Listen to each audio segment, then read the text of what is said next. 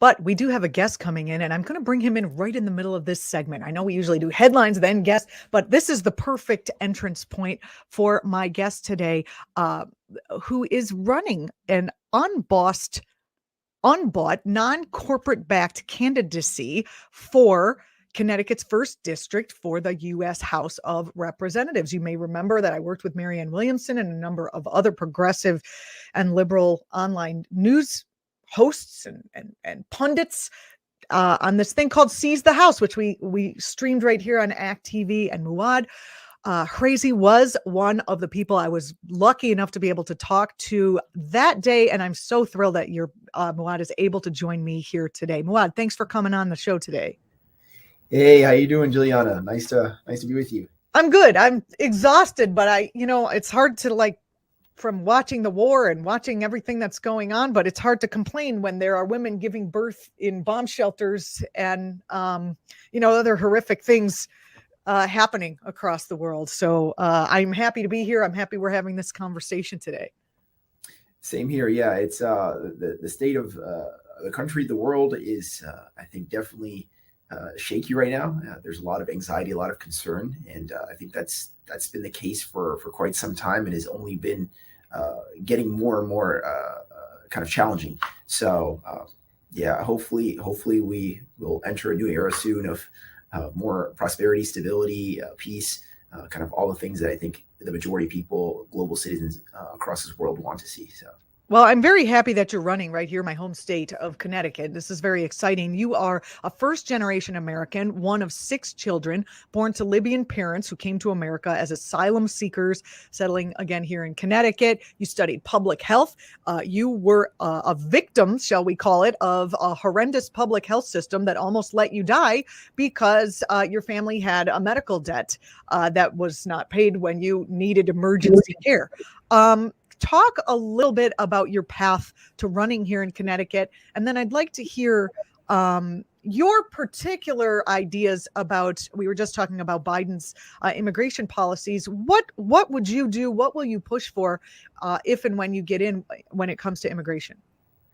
Yeah. So my journey to run for Congress probably begins with my parents who came here, like you said, from Libya as asylum seekers, and raised me with a deep understanding that we shouldn't take our liberties and our freedoms for granted, and that democracy is a verb and it's an action, and you have to do it every day, and you have to try to make your country, your community, your state better by engaging in that civic process.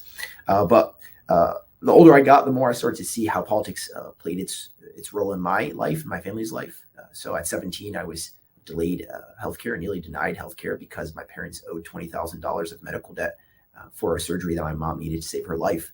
Even though we had good employer insurance. That kind of puts a hole in the argument of employer sponsored insurance here in our country. When a healthcare system in the world's wealthiest country nearly kills you as a 17-year-old, it kind of forces you to reckon with the way we have constructed and established systems. And so I just was forced to become introspective and reflect. And the more I looked at things, the more I realized that we have a system dominated by special interests, whether it is health insurance companies, hospital systems, pharmaceutical companies, or the military industrial complex. But wherever you looked, you would see some special interest essentially putting millions, if not billions of dollars to promote an agenda that was often in opposition to what average Americans wanted. And so that felt like a system that is rigged and not honestly conducive to bettering people's lives. And so just having lived on this planet for 27 years and feeling like things are not going well, and we're facing some existential crises such as climate change, and now there's we're starting to see more and more of democratic backslide in our country. It felt like there might not be a tomorrow to be fighting for, and so now is as good a time as ever to get more non-corporate backed candidates in Congress. Absolutely. And you're not just coming in off the university campus to run. You worked for Chris Murphy as a policy staffer. He's a U.S. senator from our very fine state here of Connecticut. And you also have, you also studied public health, which is a very important part. Talk a little bit about, again, I want to revisit the immigration issue. Where are we today under Biden, and what would a truly progressive agenda look like? Yeah, so I worked for Senator Chris Murphy, and actually one of the policy areas I handled for him was immigration policy. So I kind of got to take a look under the hood at our nation's immigration policy. And honestly, I can say it is one of the most gut-wrenching areas that I worked on. Just seeing families and the traumatic experiences that they had to go through to come to this country, oftentimes fleeing situations in Central Latin America that are unimaginable. And running to the land that they imagined would welcome them with open arms, the land of refugees, the land of liberty. But instead, we're ripped away from kids. We're handled at gunpoint. We're treated like terrorists in a sense, and just gone through a really horrendous experience. So, what should our immigration process look like? Well, for one, I think we should just keep our commitments to human rights and international law. Anyone who's seeking asylum should be given the ability to go through the asylum process without being treated like a prisoner or like a fugitive from the law, because that's what international law requires, and it makes sense. And we have great ways of this common argument that you're gonna let them go into the middle of the country and they're never going to show up, and you have this system where you can't keep track of things, is a complete farce. We have really effective ways with just simple caseworkers and checking in on people to make sure that we are, keeping track. And if there are any kind of nefarious forces that are trying to make their way into this country, that we can handle those and we can still be compassionate. It's not an either or. But one, we should allow asylum seekers to come here without treating them terribly. We should grant a pathway to citizenship to all the dreamers and all the DACA recipients who've known this country as their own, in the same way I came here when I was one and have only known America. And we should have an immigration process that doesn't just try to pick from certain parts of the world, but essentially opens our doors and says, if you want to come here and you want to create a pathway to prosperity, we'd love to welcome people from across this world who can enrich our country, make us competitive. And I think that the world has so much to offer, and we should be excited that people want to come to America and try to utilize this positive image that the world has of us.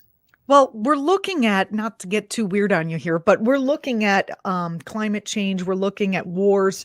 We're looking at humanitarian crises popping up all over the world. How does that affect immigration policy here at home? It's not like you can just say, okay, all of Ukraine can come and all of the Maldives can come and all of everyone in Central America where we destabilized all their governments can come. How do you respond to that argument? Like, what's the response there? I think progressives get called out for having this unrealistic idea of what's going on in the world and that we can welcome everyone. I could see how we could be compassionate, but I don't know if we can really do that and remain the kind of country that we are. Yeah. I mean, we're not really doing well economically right now. Yeah. So the best policy when it comes to climate refugees and refugees from situations of war is, one, not to start wars abroad and try to maintain a sense. That is a good way. Yes. So, just trying to avoid those crises, and also to combat this climate crisis in a serious way. Instead of trying to heal wounds, just don't create the problems to begin with. So I'd say that's probably the first step. If we pass that 2 degrees Celsius threshold, what we do know is that human civilization as we know it is not going to look the same. And so I think let's not even try to kind of imagine what that world looks like, and let's try to avoid it. But for the current people who are going to face the effects of climate change and who are currently fleeing really dangerous situations, I think that it is a myth that the U.S. cannot absorb large amounts of refugees.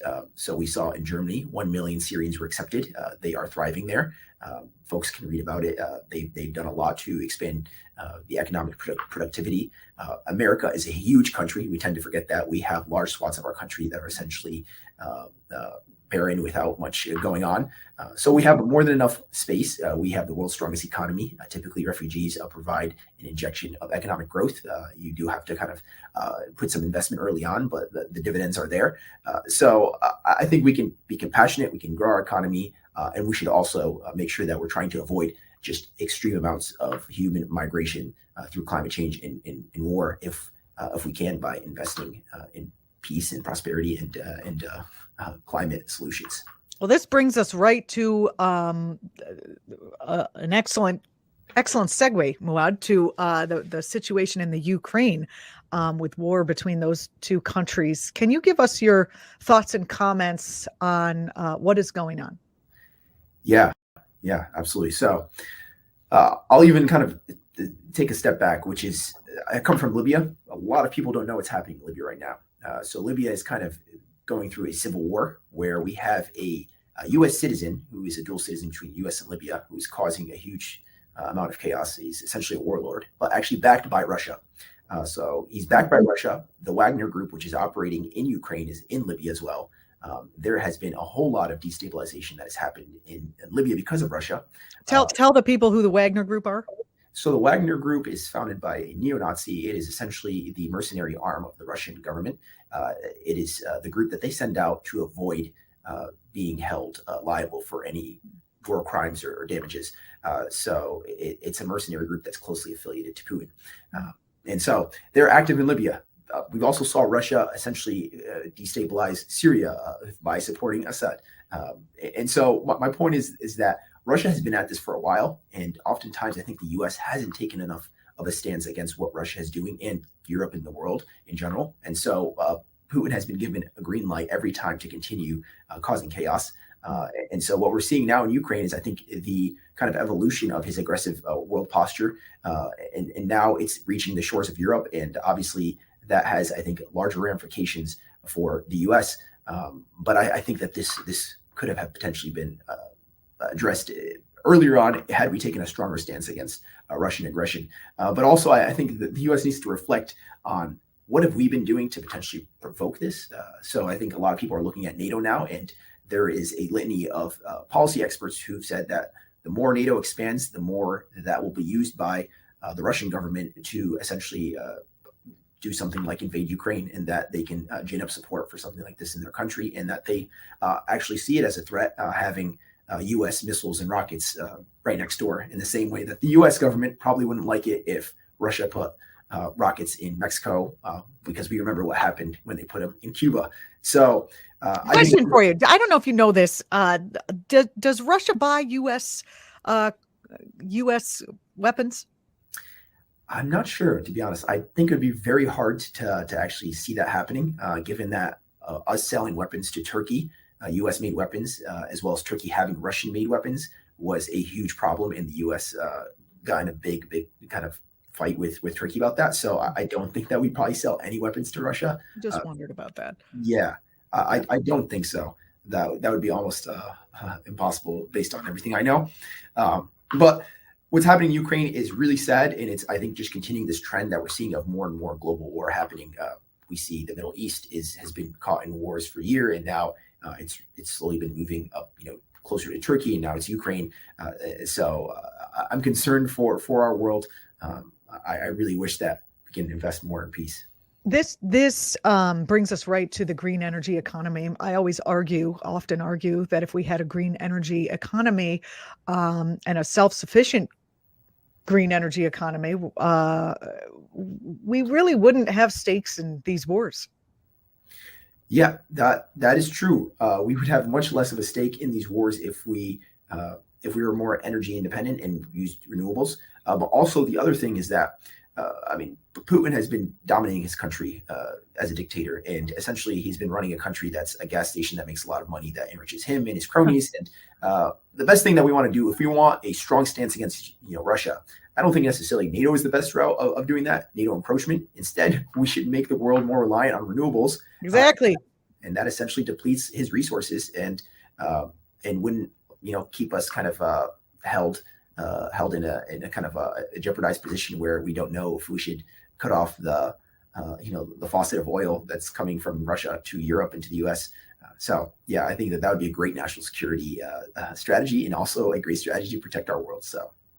Let's talk about your campaign. I remember when I was talking with you on the Seize the House fundraising stream that we did. We talked about the incumbent in your district and how he is getting lots of corporate money from both in the district, but also all over the country. Like corporate money is flowing in to keep these corporate candidates in their seats, as opposed to you, who's, doing a grassroots candidacy. Talk a little bit about what your opponent is been standing for, how he's funding his campaign, and then in opposition, what you stand for and how you're funding your campaign.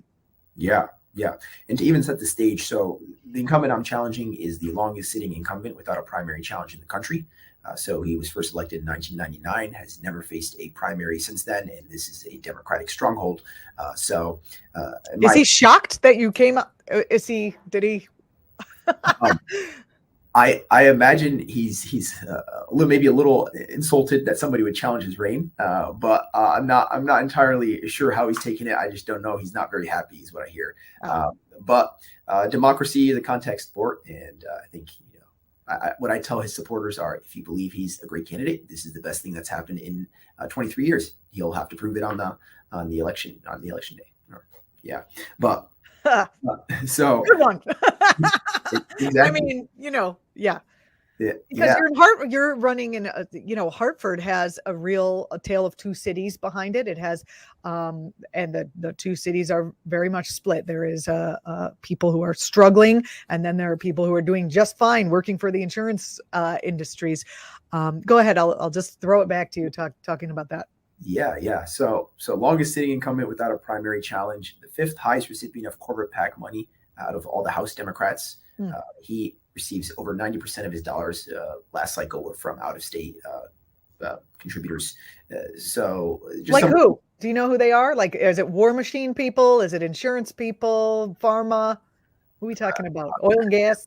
Every single one of those you mentioned. So defense contractors, pharmaceutical companies, health insurers, Wall Street folks. But the top three industries are health insurance, Wall Street, and defense contractors. So those are the three biggest contributors to his reelection campaigns every single cycle. And what I believe is that if you take $2 million from health insurance companies, it is impossible for you to actually be fair when it comes to doing the people's work and trying to create a healthcare system that operates on the best interest of the American people. Anyone I think who disagrees with that is either being dishonest with themselves or with the public. It's quite clear. So that's who I'm challenging. And like you said, there's a tale of two cities right here in Connecticut, in Hartford, but also across this country. We have an economy where half of our country makes less than $35,000 a year. And now 3 people own more wealth than the bottom half of Americans. We see that right here in Hartford, where we have huge amounts of segregation, not even just in Hartford, in our state. We have some of the wealthiest suburbs in the country. And then we have like a student I talked to just a few weeks ago who was telling me about in his high school in Hartford that they couldn't access their library for 4 years because they didn't have enough funding for a librarian. So, that kind of, I think, is emblematic of the challenges we face as a country, a resource-rich country, but unable to access those resources because of gatekeepers.